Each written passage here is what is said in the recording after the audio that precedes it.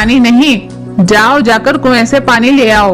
यूं सास के कहने पर टोनी अपने साथ बाल्टी लिए कुएं के पास पानी पकड़ने चली गई। उस कुएं के पास एक पुराना कुआं था जिससे अचानक से कुछ आवाजें आने लगी।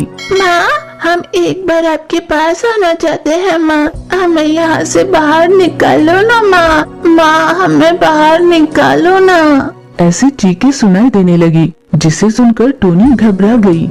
कौन है जो बात कर रहा है?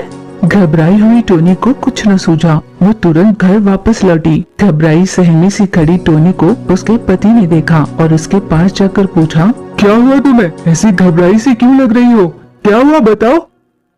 वो मैं आज कुएं के पास गई थी ना, वहाँ कुछ आवाजें सुनाई दी मुझे। टोनी ने अपने पति को सारी बात बताई। हो सकता है तुम्हारा ध्यान भटका हुआ रहा होगा, इसलिए तुम्हें कुछ आवाजें सुनाई दी होगी। तुम इतना मत सोचो।